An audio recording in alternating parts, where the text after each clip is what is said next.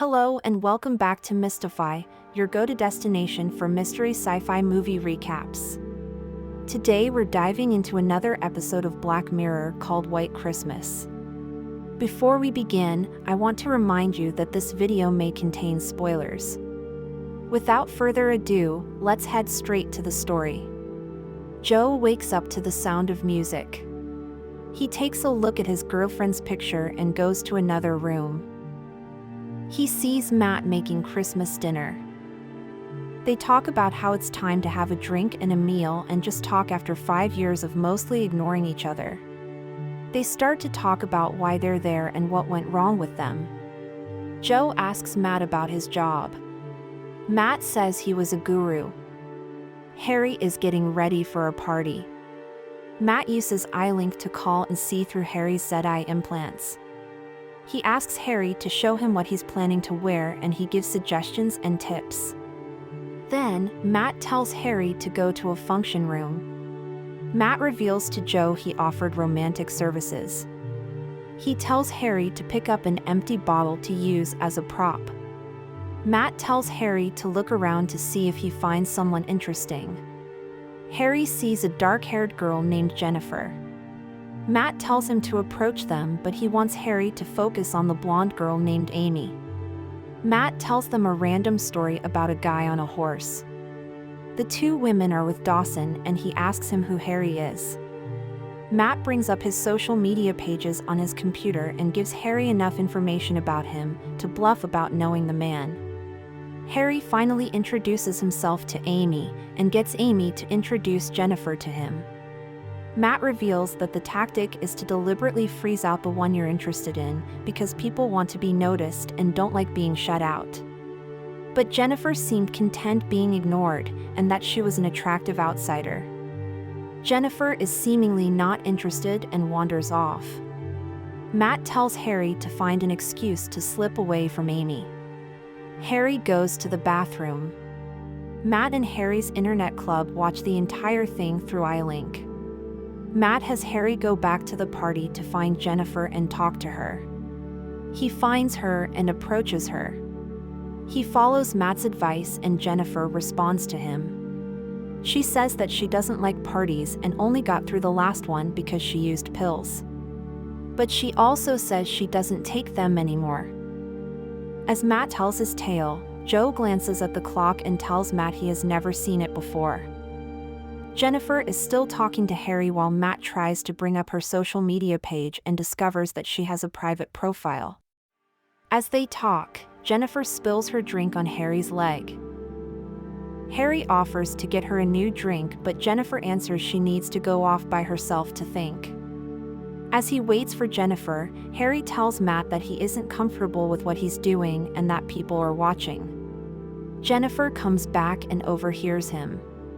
Harry notices her and quickly stops talking.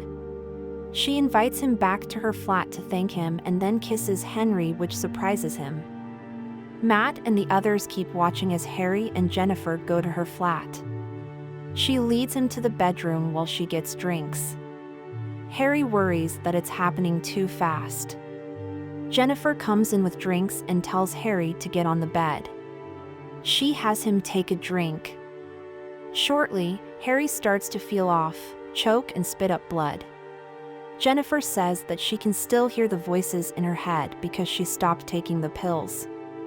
Matt realizes something's wrong, so he tells Harry to get out, but he collapses on the bed. She saw Harry seemingly talking to himself at the function room and she thinks they're the same. Harry tries to explain that the voices in his head are real people, but Jennifer doesn't believe him and takes a drink of the poison. He tries to fight her off, but Jennifer takes out a funnel and pours the rest of the poisoned drink into his mouth. Matt tells everyone to destroy all of the files. He grabs his stuff and takes them downstairs to burn. As he walks, he trips over his daughter's toys. His wife Claire comes out and asks what he's doing. He explained and Claire blocked him on her ZIs, making it impossible for them to see or hear each other. And Matt then explains that his wife left him and took their daughter and he came to the outpost to avoid any reminders of his life. Matt tells him that he has a regular job and helping friends pick up girls is just a hobby. Greta waits for her operation at the hospital. A nurse comes in with food, but Greta tells her the toast isn't cooked to her liking. A surgeon comes in and administers anesthesia to Greta, assuring her that everything will be okay.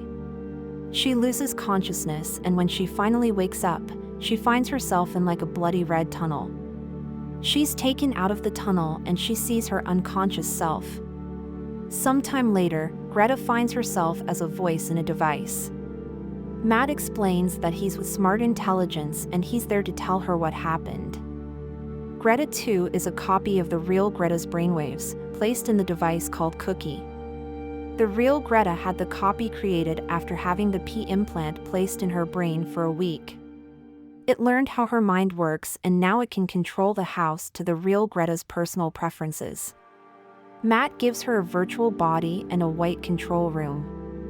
Greta 2 is still confused, so Matt demonstrates by putting bread in a toaster. He then tells Greta 2 to push a button on the console.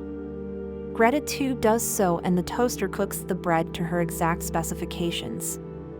Matt says that she'll now run the automated house for the real Greta, who is asleep in her bedroom. Greta 2 screams in panic. Matt mutes her until she calms down. Greta refuses to cooperate, so Matt programs her for 3 weeks of total oblivion, set to pass in a matter of seconds. After the enforced solitude ends, Greta 2 begs Matt not to do it again, but she still refuses to serve the real Greta, so Matt programs her for 6 more months of oblivion. Greta 2 eagerly agrees to do anything to avoid total isolation. Real Greta comes in, and Matt tells her that Greta 2 is ready. Soon, Greta 2 is mindlessly controlling Greta's house, doing everything exactly the way the real Greta likes it. Joe accuses Matt of enslaving the AI, but Matt insists that Greta 2 wasn't real, so he couldn't torture it. He figures Joe must be a good man, because most people wouldn't object. He wonders how Joe ended up at the outpost. Joe says he's not a good man and says that Beth's father never liked him and starts to tell his story. Joe and Beth go out. They meet some friends at a karaoke bar. Joe sings and then Beth gets up and sings too. Joe drinks too much, and Beth finally has to take him home. Later, Joe and Beth host a dinner for Tim and Geeta. The next day, as Joe dumps out the trash, he finds a pregnancy test stick that shows positive. He shows it to Beth and she admits that it's hers, but she also tells him she isn't ready to have a child. Joe is confused as to why she doesn't want the baby, and he realizes she has been drinking while she's pregnant. Beth is furious and insists that she doesn't want to be a mother. He keeps arguing, so Beth uses the Z-Eyes to block him. Joe is frustrated and walks out. The next day, Beth packs and leaves. She still has Joe blocked. When Beth doesn't come back, Joe goes to her workplace. Tim and Geeta tell him that Beth resigned and then disappeared. Joe looks through photos of Beth, only to realize that the block keeps him from seeing her in photos as well. One day, Joe sees Beth on the street and notices from her silhouette that she's pregnant. When he tries to talk to her, someone calls the police and they issue a restraining order against him. Joe writes letters to Gordon to give to Beth, but never gets a response. The only place he knows where she'll be is at Gordon's house every year on Christmas Day. Joe goes there and sees Beth with her baby. However, the block affects the baby as well. After a few years, Joe buys a wooden rabbit sculpture and goes to Gordon's house to leave it for the child. He realizes from the silhouette that she's a girl. He continues leaving her presents for the next few years. One day, Joe is watching the news. He sees Beth's photo on the screen. She died in an accident. The block ends when the blocker dies. Joe goes to Gordon's to see the little girl for the first time and he brings a snow globe. She's playing outside Gordon's house. He talks to her, the little girl turns around and he realizes that she has Asian features, reminding him of Tim. Joe is shocked. He realizes that Beth was cheating on him with Tim. He follows the little girl inside the house. Gordon tells Joe that there's nothing for him there. He sends the little girl to her room. He tells Joe that Beth never saw his letters because he tore them up. The old man picks up a knife and tells Joe to get out. Joe hits Gordon in the head with the snow globe. Joe stares at him in horror as the bird clock on the wall chimes the hour. Joe realizes that the clock in the outpost is the same one that was in Gordon's kitchen. Matt doesn't seem to notice or care and asks Joe what happened next. Joe walks out of the kitchen and goes to the nearest town. He keeps drinking until the police pick him up on the street.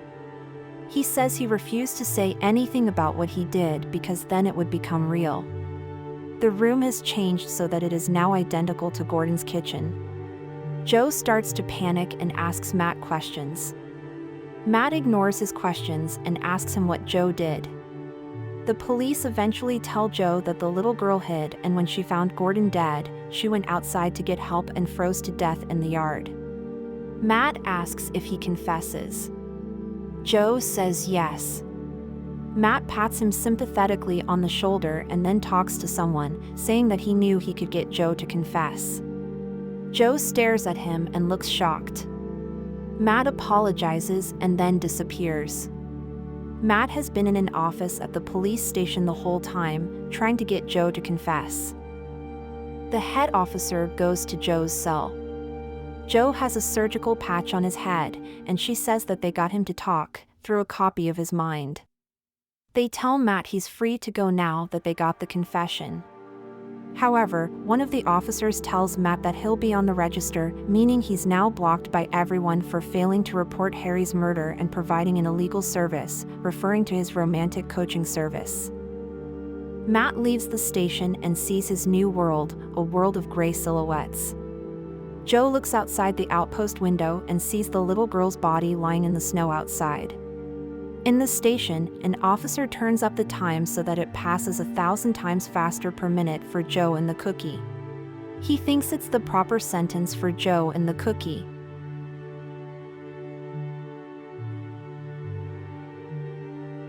If you enjoyed this video, please make sure to hit the subscribe button and turn on notifications so you never miss a new release. Thanks for watching, and we'll see you in the next one.